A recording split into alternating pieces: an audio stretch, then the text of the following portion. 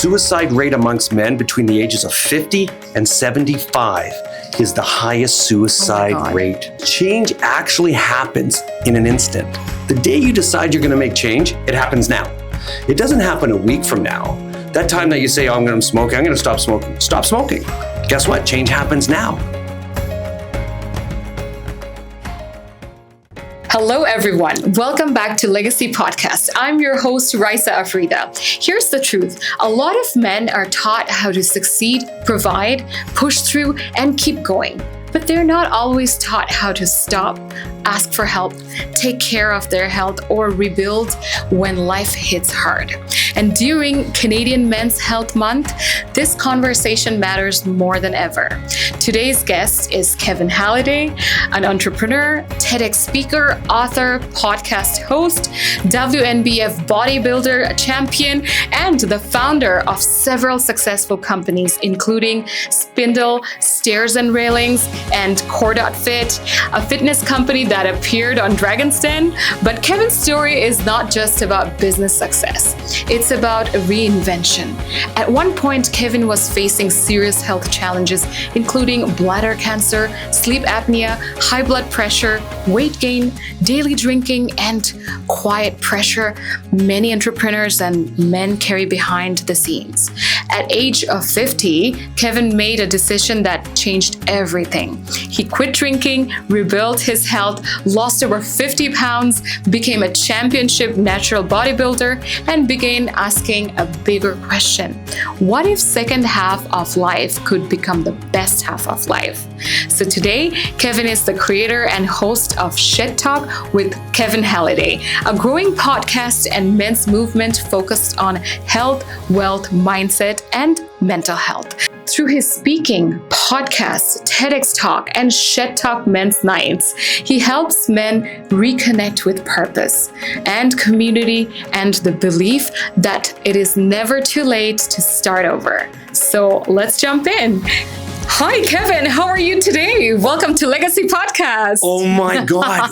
What a great intro that you did there. You know what? Thank you. I almost sat there and I'm thinking, that was amazing. I was going, I didn't know I did all that. Oh my gosh. I'm so embarrassed. But yeah, that was so great. Thank you for having me here. This is so cool. Thanks to you that you're very busy this month because it's Men's Health Month in Canada.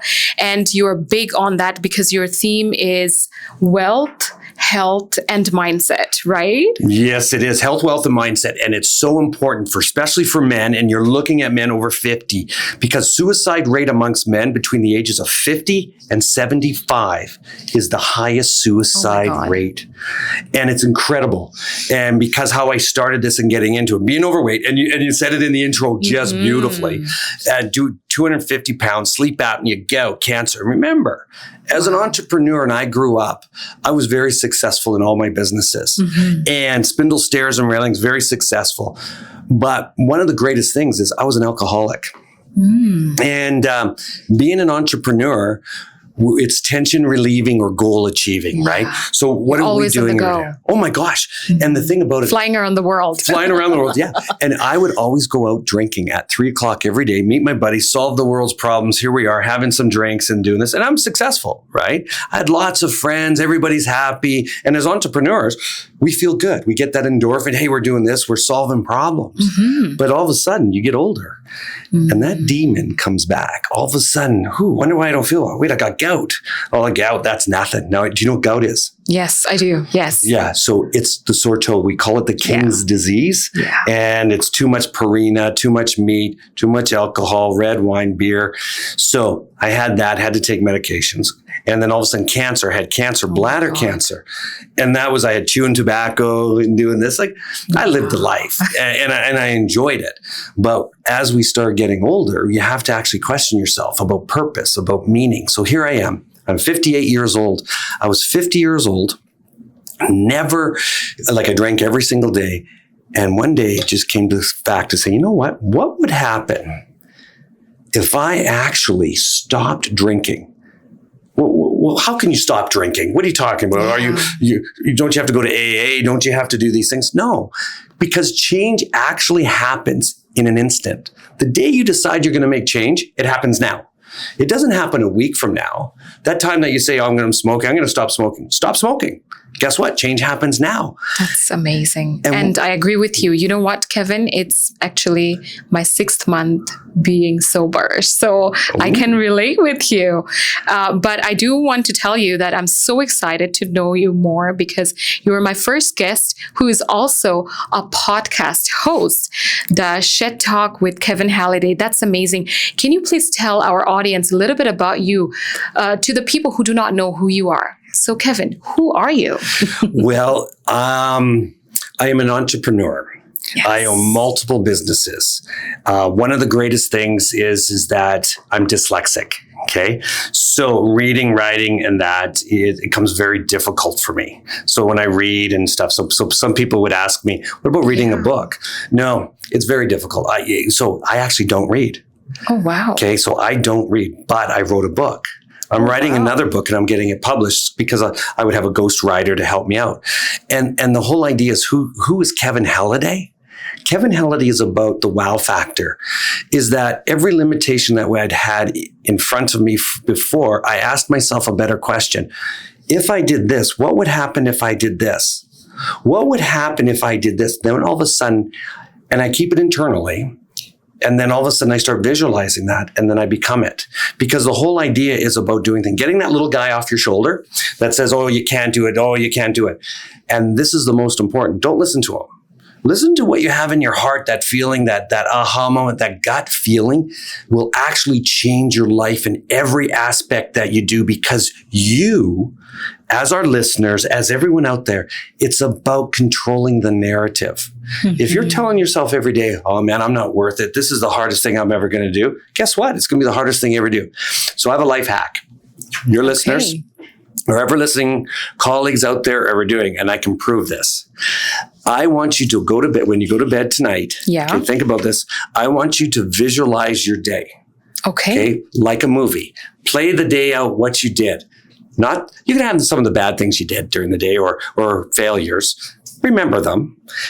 But I want you to remember all your successes during the day. How did it make you feel? Everything's about feeling. Then go to bed. Okay. In the morning when you wake up, you're laying in bed. I want you to visualize your whole day, but in a positive way. I want you to think about, why is this day going to be great? You know what? Because I'm going to have a great breakfast. You know, all the little wins. Hey. Oh, the wins are crazy, because when you get that one win, the next, what did we do? We controlled the narrative.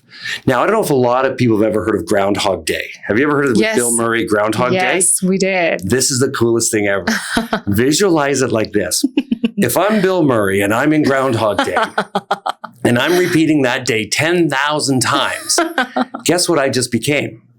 An expert. Yes. You came into work today. You're doing this today. You have a pattern that you're doing every day. It's like Groundhog Day. It's the same pattern. If you just drive differently, you changed it. Like Bill Murray, he had to learn how to play the piano. He was a pianist perfectionist. Now, to be that, he needed 25 years. To be the ice carver that he was, he needed 20 years, whatever that was. But the interesting part, he played every single day was different because he got better at it. Now, they said it was Groundhog Day because, it was a bad thing. But truly, he controlled every single day and got to live an extra 25 years for free. He got to control the narrative. How powerful is that? If you're a human being right now, a person, a man, a female, where we are right now, and you can say, I am going to write my destination today. I'm going to visualize it. I'm going to do this. I'm going to do it. Yes, you're going to have speed bumps. We're supposed to. That's why we're human. Then all of a sudden, when you get to that point in the end of the day and you visualize it again, you won. You just created purpose. Oh my God. And pattern. Oh, and pattern. Yeah. And nothing could ever fall. So here's the question. When you go shopping for a red car and you want a red car or a hot tub, you'll see every red car and every hot tub out there. You see thousands of them. You're going, man, I didn't know there was that many. So what we do is we program our mind to only want great things. So this is the test too, is go to the mall. Or go to a mall, and when you're in that mall, I want you to say, how many people, and I'm going to ask this question to you, how many people wear oxygen masks in the mall? When the last time you were in the mall, how many did you see? One? I haven't seen a single person. Correct. Maybe like one. Right. Yeah, ever. Because you never looked for it. Oh. Now, the next time you go, before you walk in, say, I'm going to look for all the people with oxygen masks.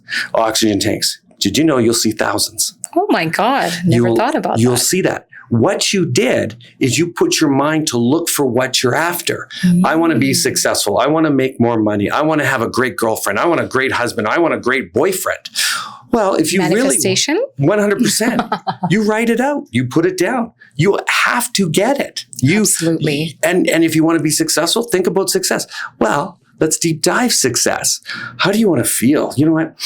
I want to, like when I'm having a banana or I'm having an apple and that juicy feeling, or when I'm doing a workout and I get that endorphin and I love that feeling. Anchor it. And then you become it. That's what great entrepreneurs, great people, great humans, and they do, and never complain. Look at the complaining at it and saying, how can I make it stronger? The glass is half full, not the glass is half empty. So, correct. Right? Kevin, I have a question for you. I could not believe how at the age of 50, you started living your life again. Can you tell us about your journey? Like, how did you become, like, from being overweight to becoming a bodybuilder champion? It just doesn't, like, how did it happen? Tell me about that. Well, it's the first question you ask yourself. You don't know you're in jail until you break out. So the biggest thing is you have to look at yourself and say, do I truly love myself of who I am? Do I feel, and only you can answer it. Do I truly love myself? No, I could lose some weight. You know, I'm just feeling down. But no, wait a second. Put yourself in a situation and say, you know, I truly love myself. You know, why do I love myself? You know what? Because I'm doing this. I'm doing this. I'm making sure that I'm working hard. And only you can answer that question. And the biggest thing to me, what happened for me, I quit at 50 drinking, but it was my son. And this is really interesting. It wasn't that I had cancer. It wasn't because I had sleep apnea. It wasn't because I was overweight. Wow. Okay. Sure, I got all these ailments. Are you kidding? I got money. Are you kidding? I'm doing well. I could travel to England, go party, and be whatever I wanted to be. I never cheated or anything like that. Like that's a non-negotiable. But I party. Okay. But the biggest thing about it was my son. He was playing football. And I'm living vicariously, and I'm, as most dads would, and they're saying, come on, son, you can do better than that. When I was your age, I could do this. Well, no. He turns around and he looks at me. Dad, you do it. What do you mean do it? Of course I can do it. Wow. Show me. I go onto the field. I can't do one push-up. At that moment, I realized I was a dictator, not a leader. In my business, I was dictating people how to do things. This is what you need to do. You got to do this. But was I leading? Leading is by example, by showing up, being present, becoming who you are, that nobody could ever question you, your kids, your employees. And that moment, that's when I decided I needed to become the leader. By becoming the leader, then I could have a greater following. And when that happened, then I realized I needed to make sure I lost weight. Then going in there, what's the hardest thing that you could ever do? And in my head was, what's the hardest thing? And the hardest thing I could ever do was I was going to do bodybuilding because somebody introduced me to it. But it wasn't the bodybuilding that's the hard part. It's the diet. The bodybuilding part is that you're going to the gym every day. I got it. It's 2 hours. Okay. Anyone can do that, supposedly. But the hard part was about now you have to shift your mind. Take out that food noise. Because you know what? I just we're talking about shed talk, 15 kilogram in, I don't know in pounds, because back home we use kgs. Pounds. Okay, there you go. 30 pounds. In last 3.5 months. So I look up to you as a role model, but oh my God, at the age of 50, like that was amazing. So much discipline you needed. It is so much. So we're coming up and I have the world championship coming up here. I have to right now, because I put on weight, so I have to lose right now 30 pounds. Oh, wow. So just to compete. But is that okay? Now, the interesting part is I have to lose 30 pounds. What's the mindset? So right now I'm in what we call AFib, artificial, like AFib, my heart's going do. So it's actually in a rhythmic pattern where they have to cardio you out. So I'm in it right now as we're sitting here, right? Wow. So with most people, they would say, oh, that's a bad thing. You can't do that. You can't train. No. The AFib, what it is, your heart, okay, so it's speeding up. Because I'm in shape, because I eat healthy, I'm able to control it. Where most people go to the hospital, they get cardioed out, they may have aversions. But the thing is, understanding your body, understanding who you are and how you can change. So being overweight and all the stuff that had happened before and then where I am today, these are just byproducts of what I am. Wow. So I get to change my chemistry, my body, by understanding my food choices, by understanding how positive I can. No one's going to tell me what I can and can't do. So if you can program your mind to exactly, this is what I'm going to do. I'm going to do it day in and day out. It's like stop drinking. Just do it once. Just don't stop for the day. Next day, don't drink the next day. Next day, just take one day at a time. You don't have to do the big goals that I do. But for me, I love the wow factor because it changes people's lives. And I get to lead by example. And that's why I own this business. I do this business. And people are looking, well, how are you doing that? How do you control? And it's all about visualization. It's being present in the moment and truly listening and asking better questions that actually comes back to you as an individual to go, well, if I feel this way, what else can I do? Mm-hmm. Okay. And what story am I telling myself? And that's important. Thank you so much for sharing that. The moment you said what story I'm telling myself, you are a genius storyteller. And, it's Canadian Men's Health Month. And I see you everywhere, not only social media, you're on CTV, other TVs, you're at different events. You do a lot about men's mental health.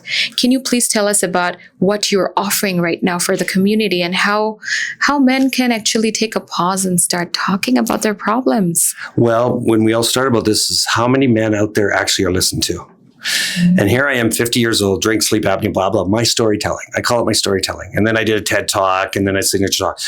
The thing about it is here I am, 58 years old. I'm that guy, okay?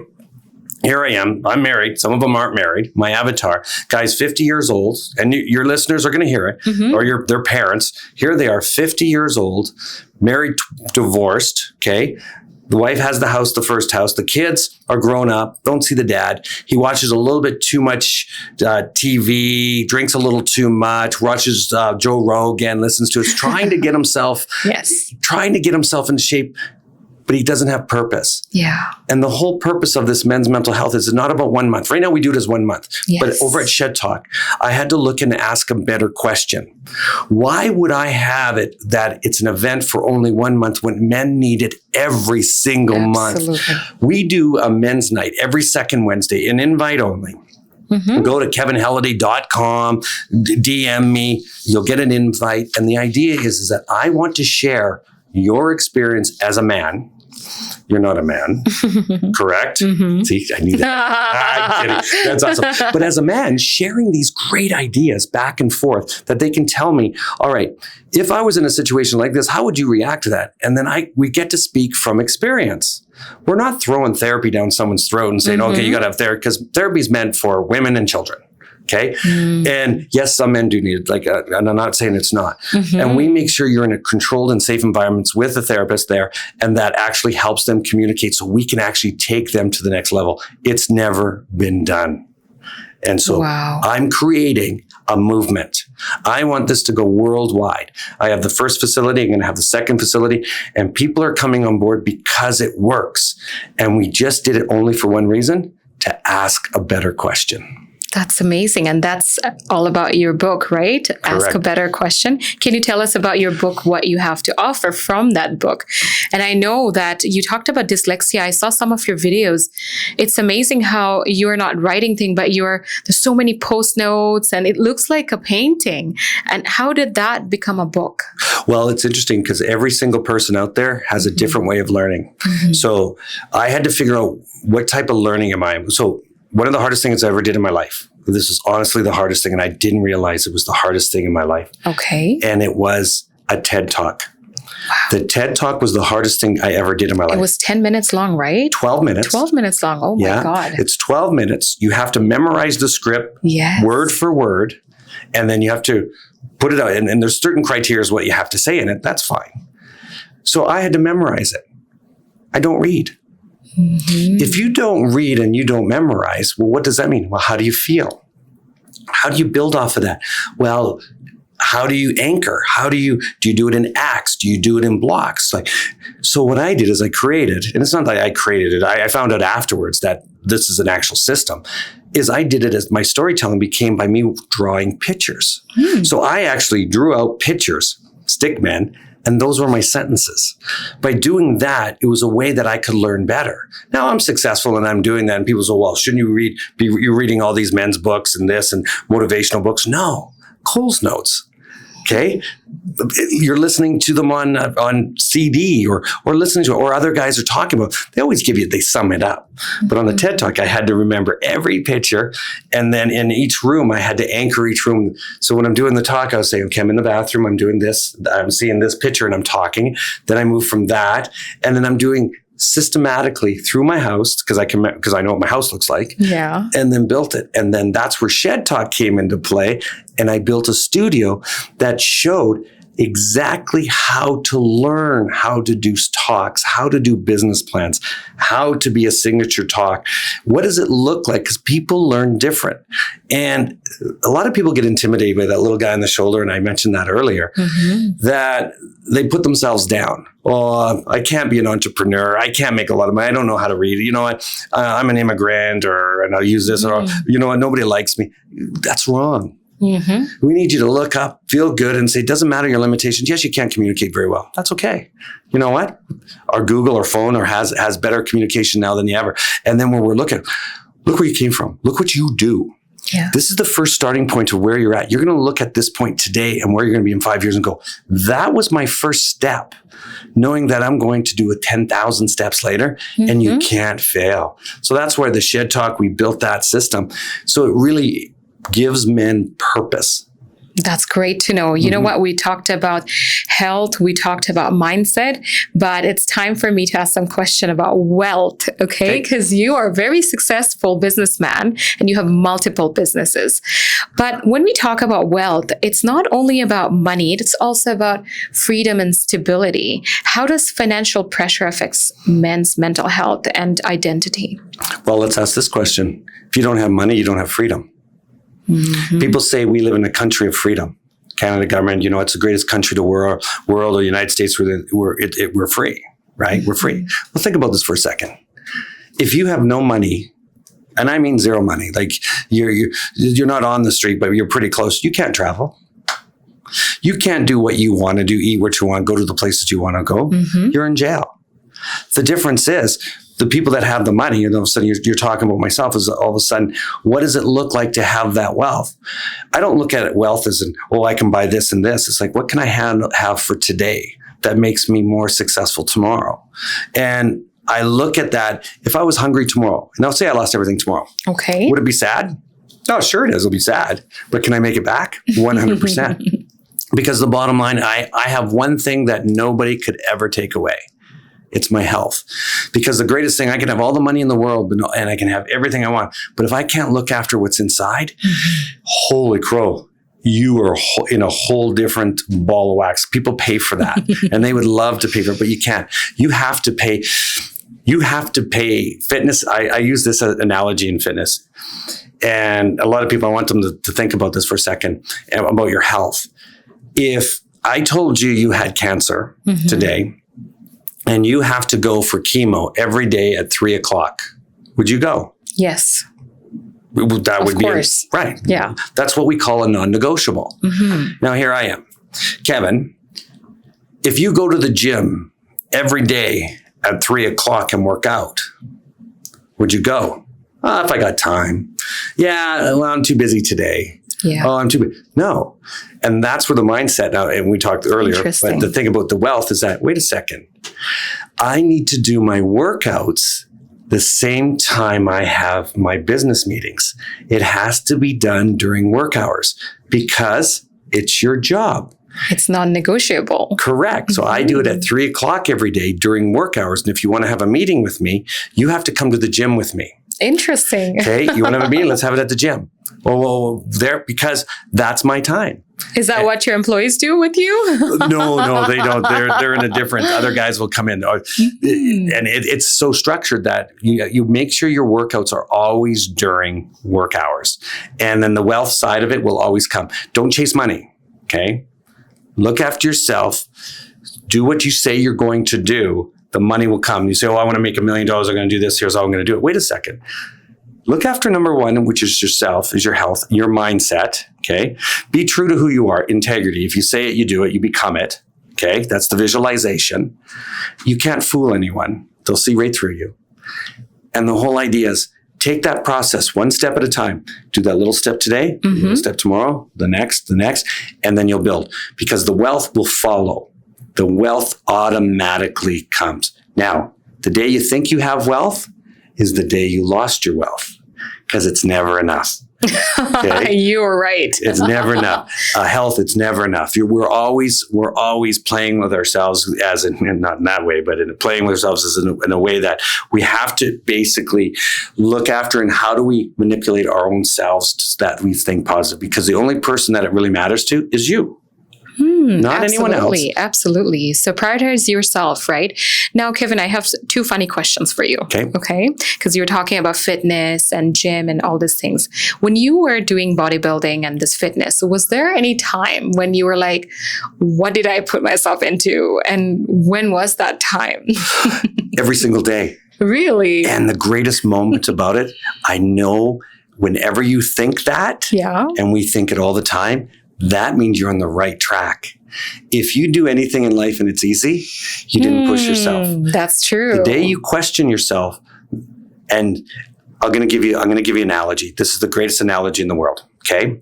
There's two horses in a horse race. Okay. The one horse wins by a nose. Okay. Only a nose, but he wins 10 times the earnings. Okay. Yes, that's true. Now, because he won by a nose and he wins 10 times the earnings, is he 10 times better than the other horse? No. Just a little better. Yeah. A nose. But he gets 10 times the earnings. So when you look at that and take that as an individual, here you are, you're motivated, you're successful. You're at the end of the day, you're exhausted. Here it is, it's 3:00. Oh, you know what? And I use this saying, is it tension relieving or goal achieving? So at the end of the day, you're there. You know what? I'm going to go home. I'm going to go for a beer. I'm going to go meet my buddies. I'm going to go have a concert. I'm just tired, man. I worked really hard today. It was a great day. But I know I should do that one last call. It's 4:00. Oh, they're probably not there. Now we tell ourselves a story. Oh, they're not going to be there. It's late. I'll do it tomorrow. Shoulda, coulda, woulda. I'd be all over, right? The greatest success happens when you make the last call of the day, the last moment that you feel the worst, the lowest at point. Those are the nuggets that change your life. Life happens and change happens when you're at your lowest, not your highest. At your lowest. David Goggins, when he's running, he's talking about getting through it, getting the barrier. It's not about being comfortable. It's about being uncomfortable and building to comfort. Because as soon as you were uncomfortable here, you practiced. Now you took that same level. Now that level that was uncomfortable now is comfortable. Guess what? You made it another level. You made it again uncomfortable. So what did you do? You grew. Mm-hmm. Where you had issues before, you look at that and go, man, I can't believe I had that problem 2 years ago. But you can't do it unless you're in it. That's so true. So thank you so much for sharing that. Wow, this was amazing. Actually, I'm gonna try to use that for my weight loss journey. Now, the second question that I wanted to ask, and we're towards the end of our podcast, but this is a funny one. Okay. Tell our audience something that you haven't shared during your shed talk about this one funny or weird habit that you have, and it helps you out, whether with your mental health or physical health or something. Give one, share one of those secrets. It could be weird, it could be funny, it could be awkward. What do you do? Okay, good question. Okay. So it's the things you know that you don't know. Okay. So now that you'd asked that, because as you talk, you start listening to people like you were doing that, and you start to put a story in your head. So we call storytelling and doing it. Then I had to think, okay, what would that look like? Well, one of the things is that I do this, and I don't know if people notice it. Some people pointed out the telephone rings, or I'm going to make a phone call. I practice before I pick up the phone. What? Really? Yeah. So I'll be there. The phone's ringing. That so-and-so. Okay. Oh, hi, Tim. How you doing? Okay. How's it going? Or I'm going to phone someone. Hi, Sandra. What's happening? How's okay? I'm doing this. I'll practice the first 4 lines. Interesting. And what that does, which is really interesting, it actually switches your head into the process of selling. It's the visualization. And a lot of people, they see you're talking to yourself. Yeah. I before I pick up, I do the conversation out loud. And then I start and they're looking, who are you talking to? Oh, this and that's one of those things that nobody ever sees it, but they see it and they go, what is that weird thing? And people don't realize it's controlling the narrative. It's controlling your talk so that you've switched your brain on in that mode, because you might have your mom call you 5 minutes ago. Then you have a business call over here. Then there might be something traumatic over here. So what happens is you switch your mind. Okay, here it is. And hi mom, how you doing? How's dad? Okay, now you're in family mode. Oh, you know what? We're setting up the marketing plan for Kevin Halliday. This is what it is. Okay, great. Hi, Kevin. How you doing? What you did is you just everything switched over, and then now you're engaged. So that's now you're in the flow. Correct. And then you're present. Yeah. That's so amazing. Hopefully that gives you that.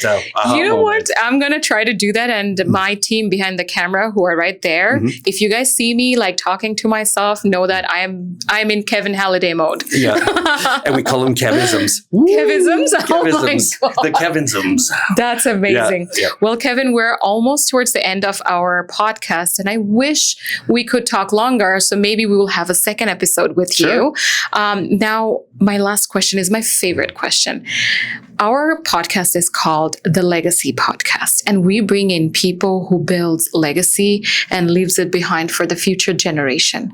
What is your legacy that you want to build and leave it behind for the next generation? You know, it's really interesting. I've had people ask me about legacy, and I don't believe in legacy.